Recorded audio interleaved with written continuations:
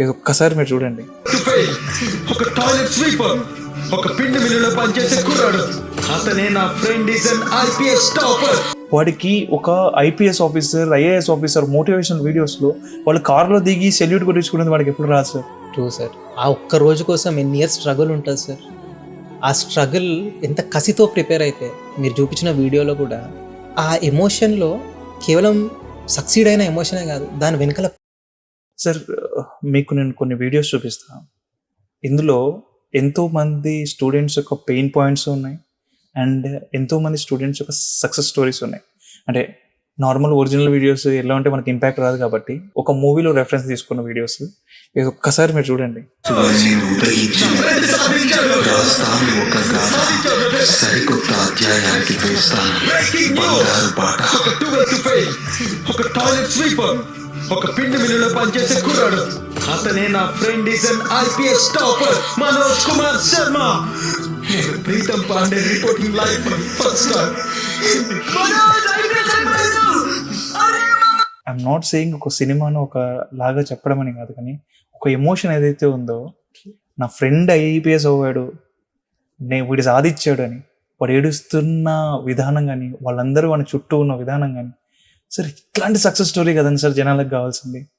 ఇలాంటిది కదండి సార్ ఒక మోటివేషన్ అనేది. రేపు పొద్దున ఒకడు నిద్ర లేచి ఒక ఫోన్ ఓపెన్ చేసినప్పుడు, ఒక ఆస్పిరెంట్ ఫోన్ ఓపెన్ చేసినప్పుడు, నాకు ఇది వాడు పర్సనల్గా చెప్పుకున్న థింగ్ సార్. ఓపెన్ చేసినప్పుడు వాడికి ఒక IPS officer, IAS officer motivational వీడియోస్లో వాళ్ళు కార్లో దిగి సెల్యూట్ కొట్టించుకునేది వాడికి ఎప్పుడు రాదు సార్. వాడు ఫీల్ అవుతారు కదా సార్. ఆ ఫీలింగ్ని ఎవ్రీ డే వాడి మార్నింగ్ మోటివేషన్ లాగా వాడు తీసుకుంటాడంట సార్.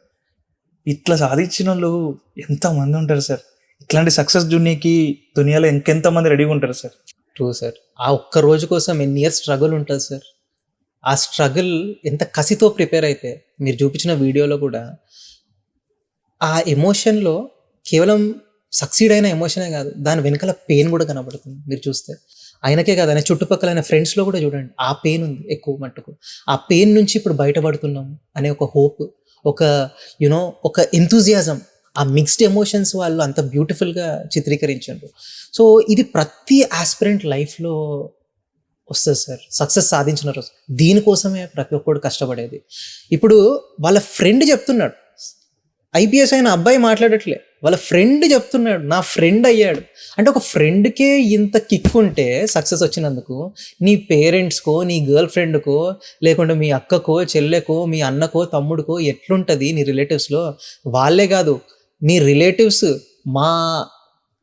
మా వాడు ఐపీఎస్ అయ్యాడు, ఐఏఎస్ అయ్యాడు, వీళ్ళే కాదు కొన్ని జనరేషన్స్ టుగెదర్ మా తాత ఐఏఎస్ ఉండే అని కూడా చెప్పుకుంటారు. సో అదండి రియల్ సక్సెస్. సో ఇట్లా చాలామంది, వన్ స్టూడెంట్, ఒక గర్ల్ ఆస్పిరెంట్, తను ఎగ్జామ్స్ కానీ క్లాసెస్ కానీ ఒక్కటి కూడా మిస్ చేయకుండా రాసేది. ఓకే బాగా రాస్తున్నారు, కొంచెం మెంటర్షిప్ సపోర్ట్ కావాలని మనం కొంచెం ఎక్స్ట్రా సపోర్ట్ వాళ్ళకి ఇవ్వడం జరిగింది. తీరా చూస్తే ప్రతి టెస్ట్ రాసేది, హాలిడే ఉన్నా పండుగ ఉన్నా ప్రతి టెస్ట్ రాస్తుండే. సరే ఏంటో ఇంత మోటివేటెడ్గా ఉంది, వెరీ గుడ్ అట్లా అనుకొని అడిషనల్ సపోర్ట్ ఇచ్చినాం, సక్సెస్ సాధించింది. అప్పుడు తెలిసింది వాళ్ళ బ్యాక్గ్రౌండ్. అమ్మాయి వాళ్ళ father auto driver, mother home maker. చాలని జీతంతో ఈ అమ్మాయిని స్కూల్ ఎడ్యుకేషన్ కానీ, గ్రాడ్యుయేషన్ కానీ, ఆఖరికి సివిల్స్ ప్రిపరేషన్ కూడా వాళ్ళ ఫాదర్ కష్టపడి డే టు డే వచ్చే మనీతో తనని చదివించారు. రైట్. అండ్ రిజల్ట్ వచ్చిన రోజు కూడా దిస్ అ ఫ్యాక్ట్, వాళ్ళ ఫాదరు ఆటో నడుపుకుంటూ, మదరు ఇంకా అమ్మాయి ఆటోలో కూర్చొని వచ్చారు. వచ్చినాక కూడా ఆ అమ్మాయి నాకేం చెప్పింది తెలుసా సార్, నా ప్రతి ఎగ్జామ్కి మా ఫాదరే నన్ను ఎగ్జామ్ సెంటర్కి తీసుకెళ్ళేవాడు. సక్సెస్ వచ్చినాక కూడా ఈరోజు మా ఫాదరే మన ఇన్స్టిట్యూట్కి, ఏకేఎస్కి తీసుకొచ్చాడు. వెళ్ళేటప్పుడు కూడా ఆ రోజు ఇంకా పండుగ రోజు కూడా వాళ్ళు అన్ని పక్కన పెట్టి వచ్చారు. సో ఆ రోజు నాకు అనిపించింది, అరే దీనికోసం కదా మనం కష్టపడాల్సింది. ఇట్లాంటి స్టూడెంట్స్ ఒక్కసారి సివిల్ సర్వెంట్స్ అయితే వచ్చే ఎంతమంది ఇన్స్పైర్ అవుతారు, ఎంతమంది ఇన్స్పైర్ అవుతుండొచ్చు చెప్పండి. రియలీ తలుచుకుంటే ఎట్లా ఉంది. ఇది ఒక స్టూడెంట్ ప్రాస్పెక్ట్లో చూసినాం సార్. ఇప్పుడు ఒక పేరెంట్ ప్రాస్పెక్ట్లో ఎట్లా ఉంటుందో ఒక వీడియో చూపిస్తాను సార్ మీకు. ఇక్కడ ఆ చౌహాన్ గారికి చెప్పడానికి వెళ్తున్నాను, ఒక ఐపీఎస్ తండ్రితో పెట్టుకున్నాడని.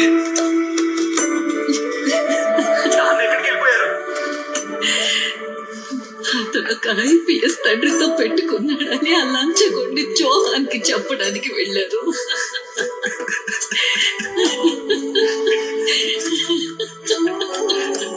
బా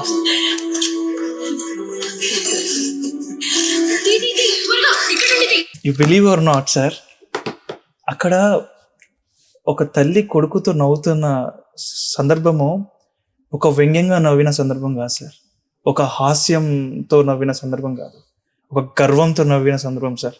వాళ్ళ నాన్న వాడికి చెప్దామని వెళ్తున్నాను నేను, ఒక లంచగొండి వాడికి చెప్దామని వెళ్తున్నాను, ఒక ఐపీఎస్ తండ్రితో పెట్టుకున్నావు నువ్వు అని తండ్రి గర్వంగా కాళ్ళు రగరేసుకొని చెప్పే రోజు సార్ అది. ఒక తల్లి నిలబడి కొడుకు అంటే తండ్రి పడ్డ సంతోషాన్ని కొడుకు పంచుకుంటూ గర్వంగా నిలుపుకున్న రోజు సార్ అది. సార్ ఇలాంటి ఎంతోమంది తల్లిదండ్రులు సార్ వాళ్ళ కొడుకుల సక్సెస్ కోసం చూడాలని వెయిట్ చేస్తూ ఉంటారు సార్. ఇట్లాంటి ఒక స్టోరీ కదండి సార్ కావాల్సింది జనాలకి, ఇట్లాంటి ఒక రోజు కదండి సార్ జనాలకి కావాల్సింది సార్. నేను స్టూడెంట్ ప్రాస్పెక్ట్లో మాట్లాడలేదు, పేరెంట్స్ ప్రాస్పెక్ట్లో మాట్లాడుతున్నా సార్. వాళ్ళు ఏడుస్తా అంటే నాకు కూడా ఆ ఫీల్ వస్తుంది, నాకు కూడా ఏడుపు వస్తుంది. సో అమ్మ మాట్లాడుతూ ఆమె మళ్ళీ రిపీట్ చేసిన విధానం రియలీ ఎన్నో మిక్స్డ్ ఎమోషన్స్ ఉన్నాయి. కొడుకు ఐపీఎస్ అయ్యాడనే సంతోషం, దాంతో ఒక రకమైన బాధ కూడా.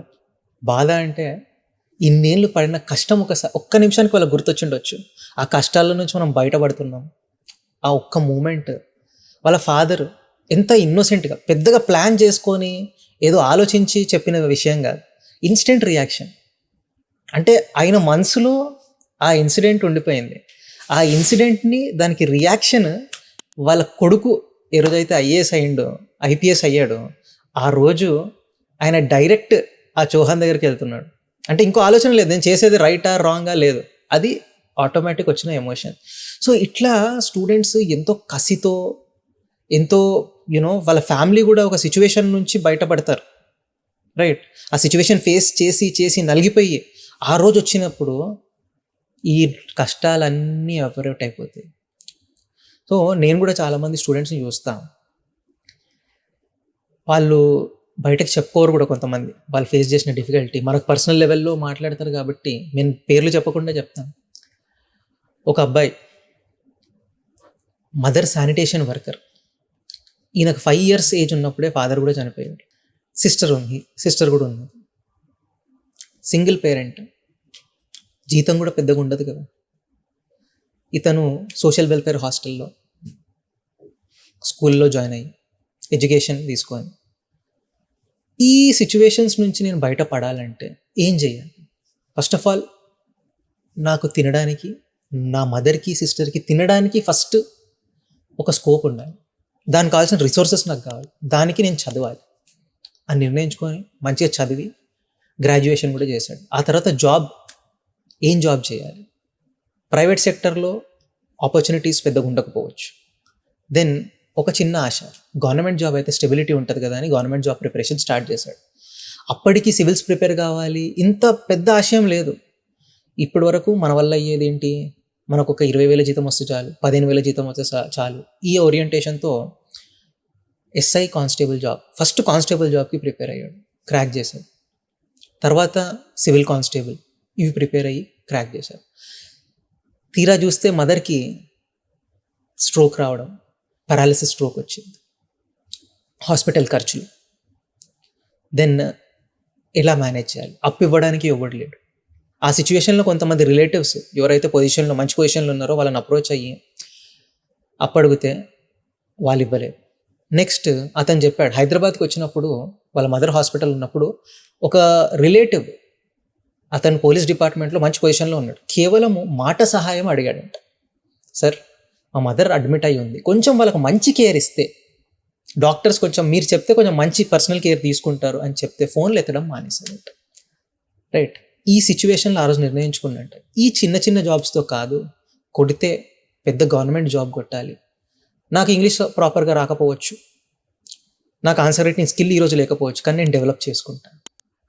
తెలుగు మీడియంలో రాస్తా, ఇంగ్లీష్ పుస్తకాలు చదివి ట్రాన్స్లేట్ చేసుకుంటా అని సెల్ఫ్ స్టడీ చేసి మన దగ్గర రిక్వైర్డ్ గైడెన్స్ తీసుకొని అతను మంచి జాబ్ కొట్టాడు. ఈరోజు వాళ్ళ మదర్ ఎంత సంతోషంగా ఉంటుంది, ఎంత గర్వంగా ఉంటుంది చెప్పండి. రిలేటివ్స్ మొన్నటి వరకు మాట్లాడని రిలేటివ్స్ ఈరోజు అందరూ వచ్చి వాళ్ళకి ఫోన్లు చేస్తున్నారు, ఇంటికి వచ్చి వెయిట్ చేస్తున్నారు మీ అబ్బాయిని కలవడానికి వచ్చినామని. ఈ మదర్ని, వీళ్ళ సొంత మదర్ని ఎవరు పట్టించుకోలే, సిక్కున్నా పట్టించుకోలే, ఆమె కష్టాల్లో ఉన్నా పట్టించుకోలే, ఒక రూపాయి సహాయం చేయలే, లేదా మారల్ సపోర్ట్ కూడా ఎవరు ఇవ్వలే. అట్లాంటి వాళ్ళు ఈరోజు, నేను ఇందాక చెప్పాను కదా, హాస్పిటల్కి వచ్చినప్పుడు ఒక పోలీస్ ఆఫీసర్ని అడిగారు, డిఎస్పీ లెవెల్ అధికారిని, వాళ్ళ రిలేటివ్ ఉంటే అడిగారు హాస్పిటల్లో జస్ట్ కొంచెం మంచి కేర్ ఇవ్వమని చెప్పండి అంటే అప్పటి నుంచి ఆయన ఫోన్ ఎత్తలే. ఈరోజు ఆ సేమ్ ఆఫీసర్ వీళ్ళకి కాల్ చేసి వీళ్ళ మదర్తోని మీటింగ్ అరేంజ్ చేసుకొని వచ్చి కలిసి, నేను నా బిడ్డని ఇవ్వడానికి రెడీ, నా ఆస్తి అంతా మీ ఓడికే ఇస్తా అని అన్నాడు. ఆ అబ్బాయి అఫ్ కోర్స్ దాన్ని రిజెక్ట్ చేశాడు, అది వేరే విషయం. కానీ సో ఇట్లా ఎంతో రకమైన స్ట్రగుల్తోని పిల్లలు సక్సెస్ సాధిస్తారు.